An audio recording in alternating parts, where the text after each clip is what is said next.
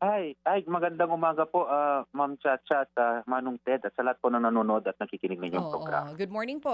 Sec, thank you po for being on the show. Unahin po natin yung naging punto kahapon ni Manibela Chairman Marval Buena dito po sa aming programa. Kahapon sinasabi po niya, Mm. ang mismong salita na ginamit niya, pinaasa at pinagasta lang kami ng gobyerno. May pangako daw po noon etong si Secretary Vince Dizon na dating naupo po sa DOTR noon sa kanila.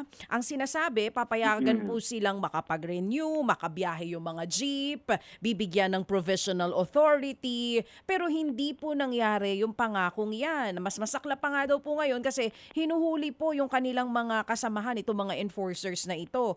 Ano po ba nangyari doon sa pangako ni Secretary Vince? Thank you po, DJ Chacha. No? Tama po at yan naman po ay nung sinabi po ni Sec Vince po yan, na nakita niya po yung problema dito sa atin na PUV modernization po. No? Naglabas po kaagad ang DOTR na Department Order. Na ito po yata yung 2025-009.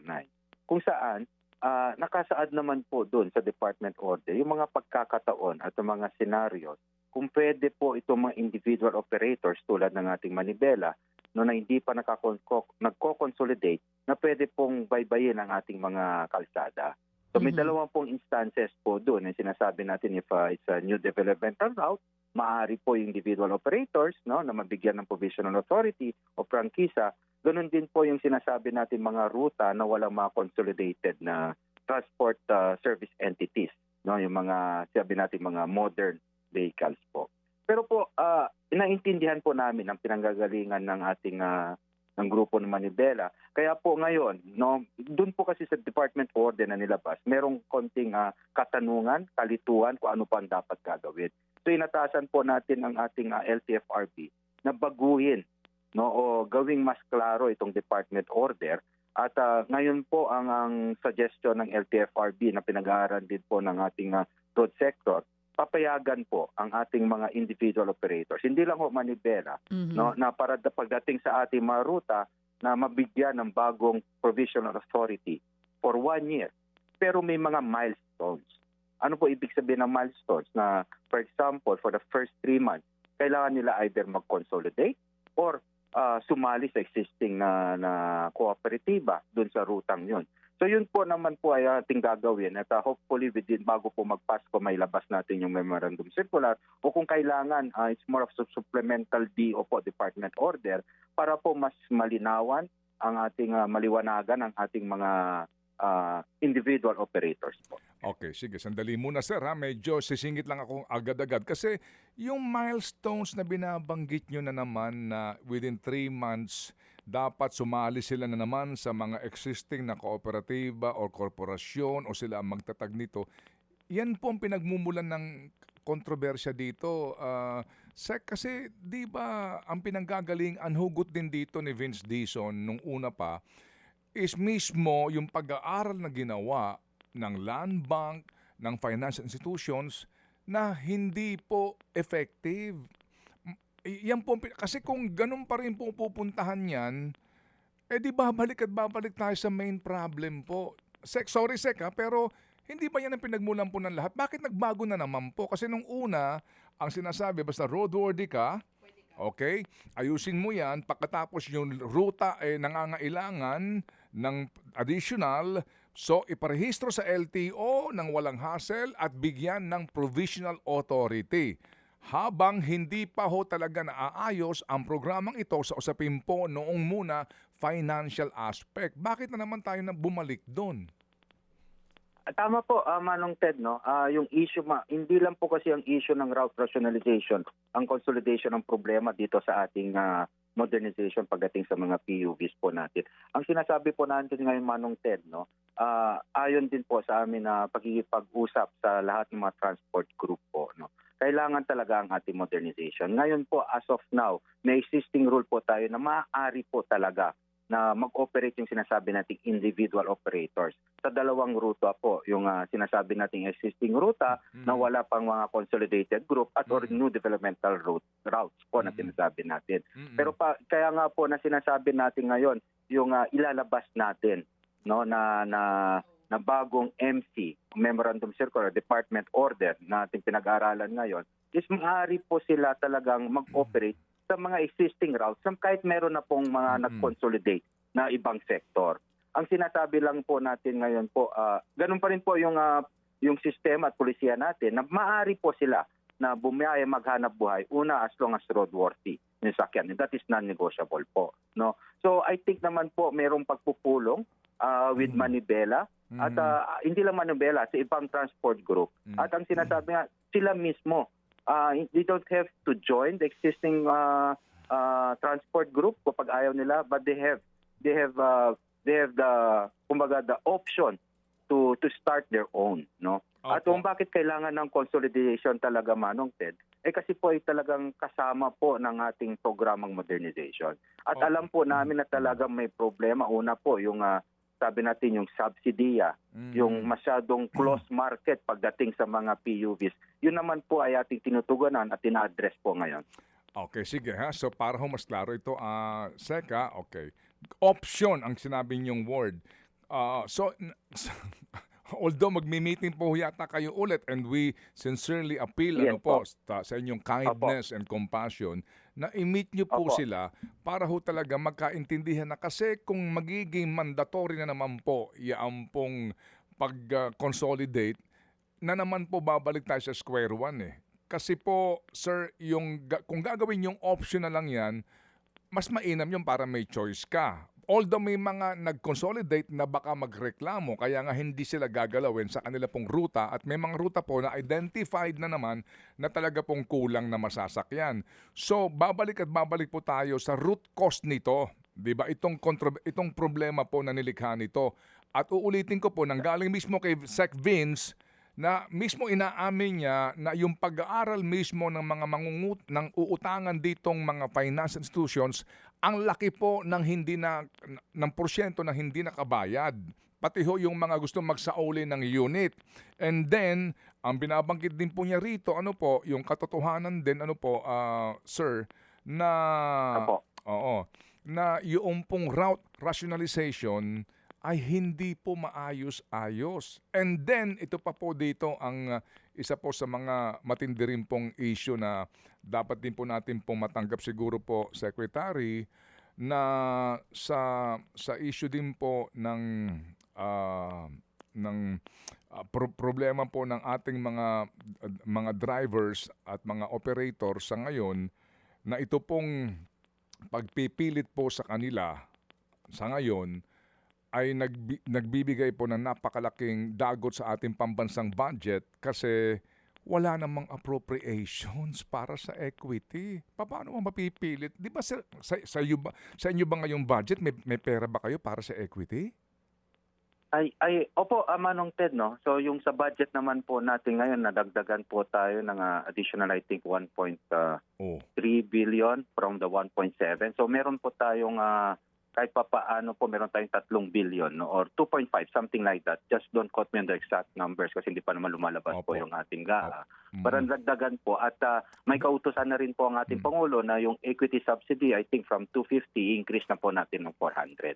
So yun po yung mga isa sa mga bagay na we're addressing. Pero tama po kayo po, no, na yung consolidation naging sanhiyan ng problema sa ating mga financial institutions. Kami naman po ay patulong nagipagpulong sa Land Bank and TPP.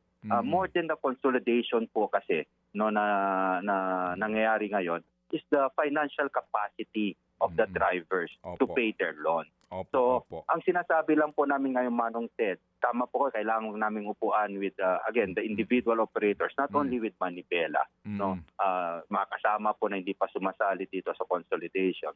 Ang sinasabi lang po namin, bibigyan namin kayo ng panibagong provisional. This is a new provisional authority. But we have to, kasi kasama po yun talaga sa programa po ng modernization. Eta nang mangyayari po ngayon, mas madami po ang nag-modernize. If we're going to remove the consolidation, which is a requirement po, no, talaga, mas magkakagulo po. So, ang ginagawa po namin ngayon, Manong Ted, is to encourage them to tweak our process, na the consolidation is not indeed the problem, but it's more of the implementation and enforcement of Opo. DOTR and LTFRB. Yung Okay. sarili po namin na ayusin namin, hindi po yung konsepto po ng consolidation. Yun po yung pinanggagalingan po namin. Okay, very good sir. Ano po, at least ngayon nga tanggap natin ano po ang katotohanan nga sa mga problemang ito. Doon po sa budget na iyan, specific ba yan talaga doon sa subsidy para po sa mga gusto pong mag-consolidate at mag-modernize o kasama na po dyan yung po itong mga ayuda sa mga chuper na mga ibinibigay po ng mga coupon o voucher po sa gasolina?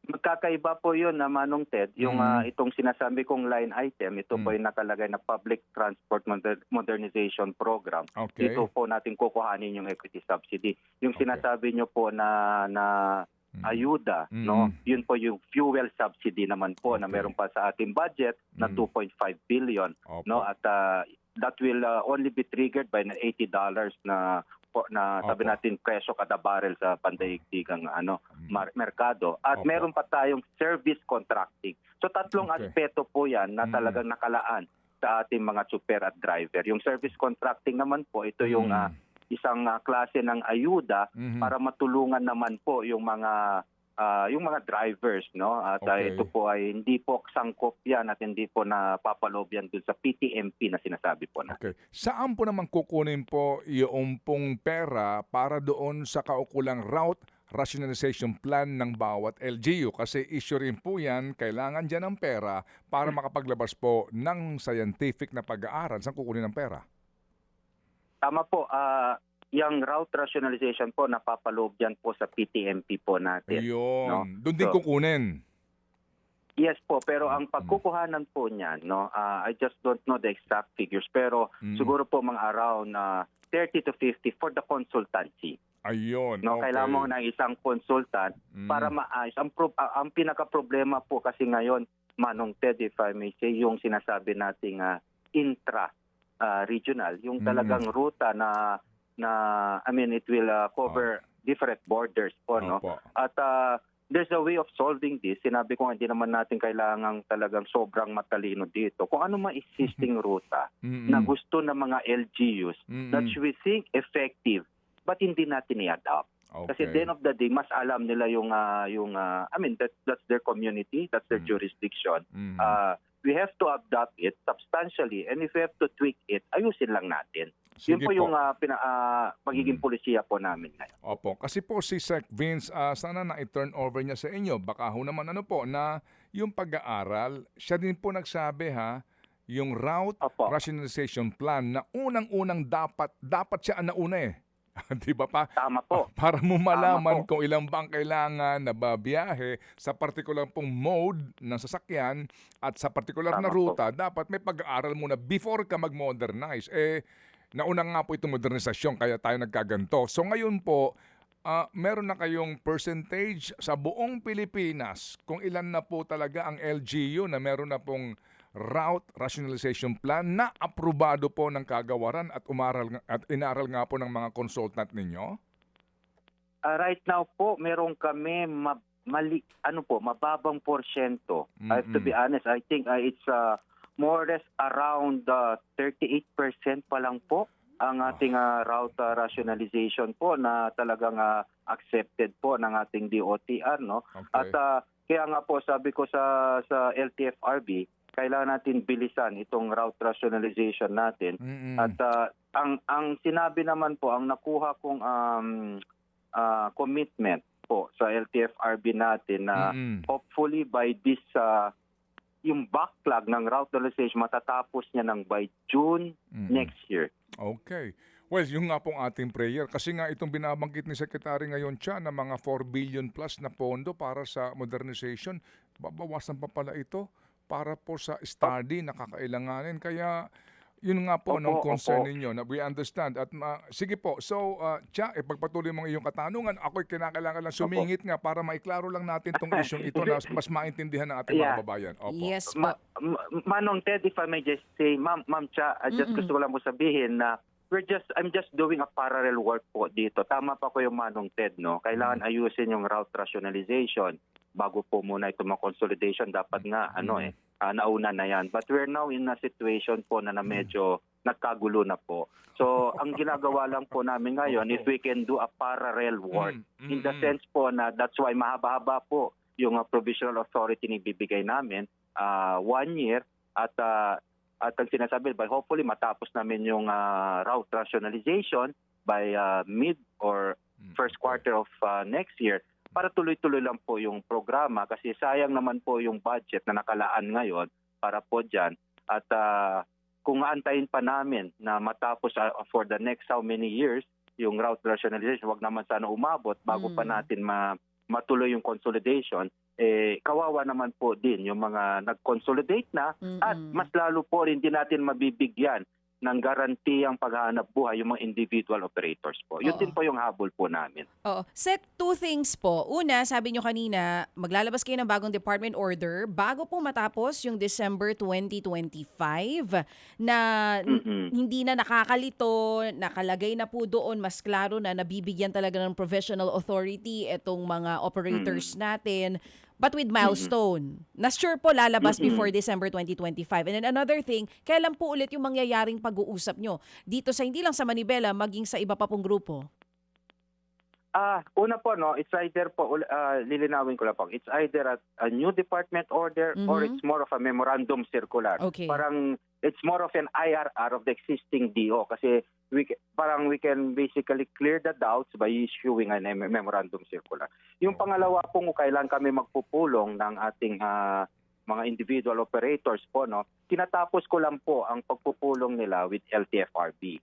Kasi the details of which kailangan nila pag-usapan at maayos, though I instructed the LTFRB already kung anong magiging polisiya natin. Then thereafter po, wala pong problema. Kailan pwede po ako magipagpulong sa kanila kasama road sector, kasama ang LTO, LTFRB. Kasi ang pagkakaalam ko, tapos na rin po sila sa pagpupulong ng LTO pagdating naman sa enforcement side. Yung nga po, kasi ang LTO, well, kahit papaano po, maayos kausap yan. Ito nga yung bagong asek sa LTO kasi nga pinag-uusapan dito, kung tama po, tama ang ating pagkakaintindi ko, dapat hindi hulihin, payagan magparehistro yung mga nag-expire ng rehistro sa pamamagitan po ng pagbibigay muna ng provisional authority ng LTFRB sa kanila, payagan magrehistro and payagan bumiyahe. Ganun po yan, di ba?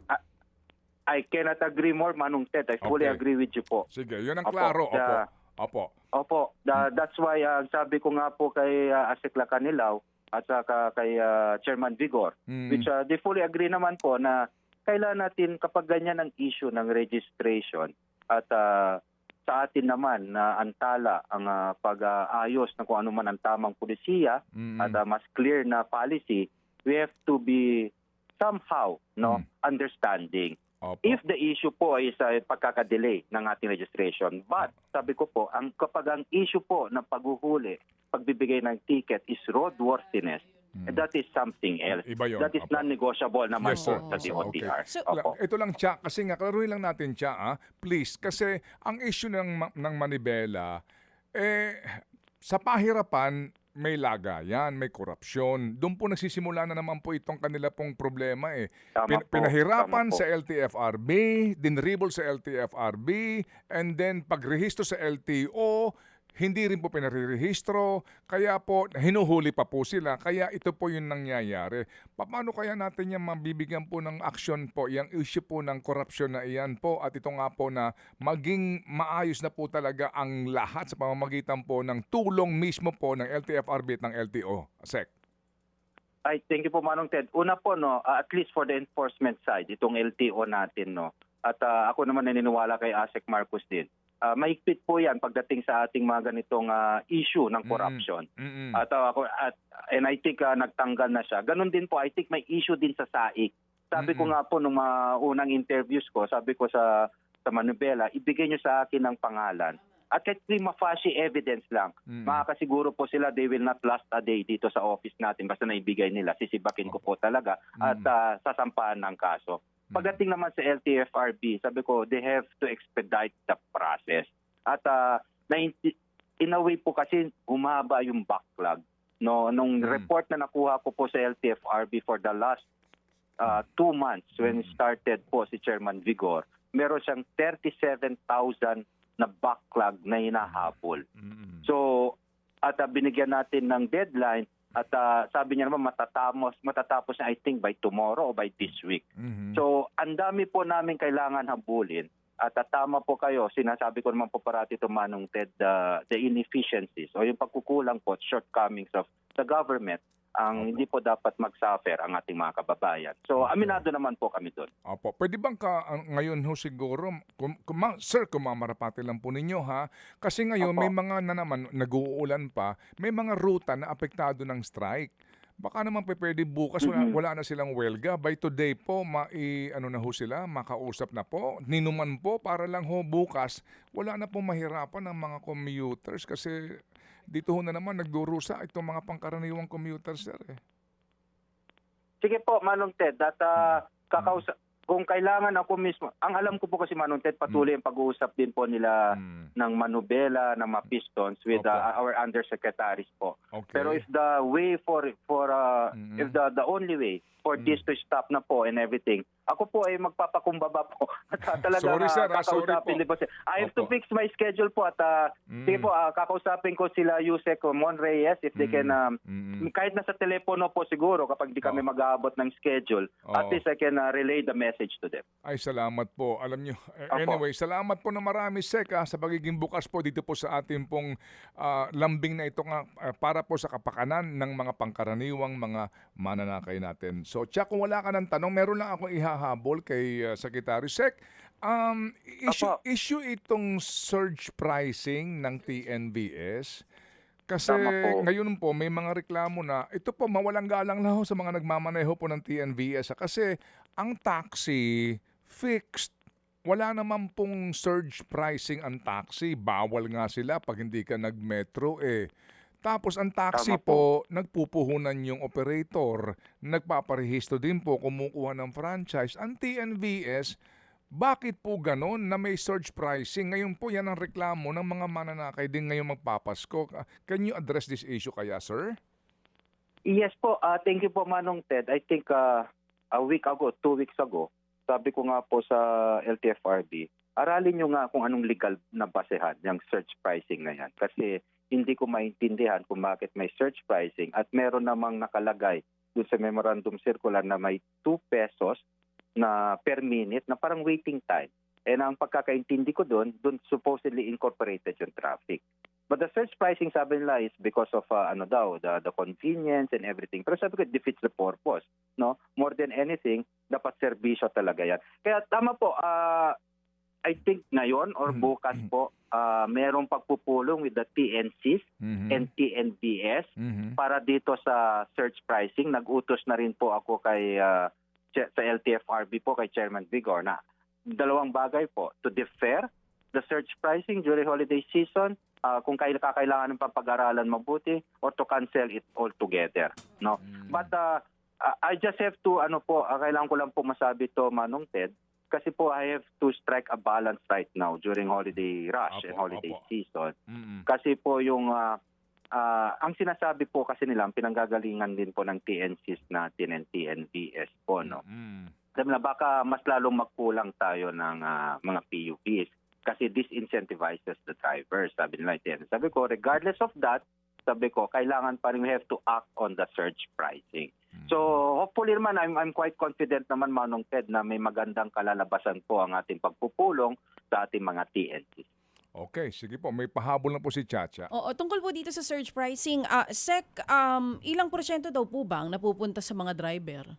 At saka dun sa TNVS dito sa ina-add po nila? Kasi yan madalas talaga ang reklamo ngayon ng mga commuters natin Tama po. Ang DJ Chacha, merong contradicting statement dyan. Ang sabi po ng TNVS, yung mga platform, digital platform, yung talagang operator po, sabi nila, 100% po napupunta sa mga nagmamaneho, sa driver. Ang sabi naman po ng mga ibang drivers na nakausap namin, hindi totoo. So yun pa yung nililinaw namin ngayon, kung ano ba talaga. No, sabi ng mga drivers, may mga ilang kami nakausap, hindi totoo. Tapos ang sabi naman ng TNCs na pupunta sa kanilang lahat. So yun po, medyo may konting complication, medyo masalimuot po. Pero makakaasa po naman po kayo at ang ating mamamayan na talagang we're going to act on this. Oo, you're going to act on it, pero kung mamaya po yung meeting ninyo at kung hindi kayo matuwa sa magiging sagot ng TNVS, your stand will be to cancel the surge pricing right away. Ganun po ba yun, Sec? Kaya po ba natin gawin yon? Ako po ngayon, I have to be pragmatic with my approach po, no. Ang surge pricing po ngayon, I want to know kung magkano ang surge pricing nila, kung ano ang basehan, kung ano the base price for the surge pricing, how many percentage, no. Tapos ang nakikita ko po ngayon, if there's a need to defer it. Kasi ganito po mangyayari po, no.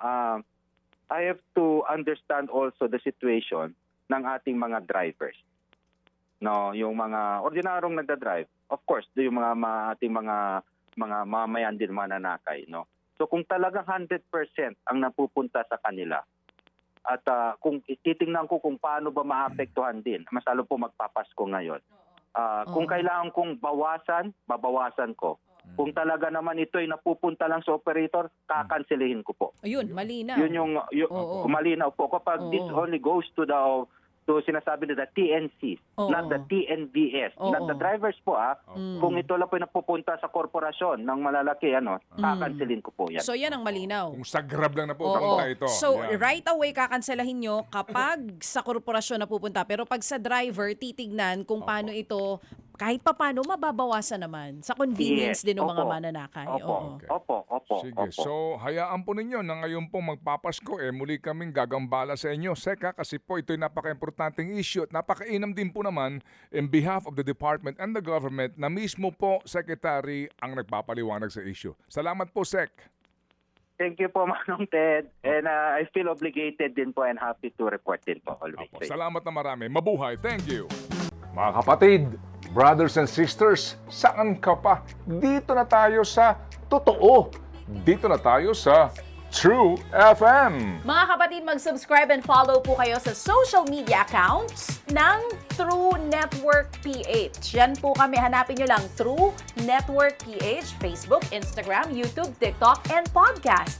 Mapa Apple or Spotify man yan, mahahanap nyo kami. Lahat ng mga napapanood at napapakinggan nyo po sa programa, nasa social media accounts namin yan. So, paano mga kapatid? See you sa social media!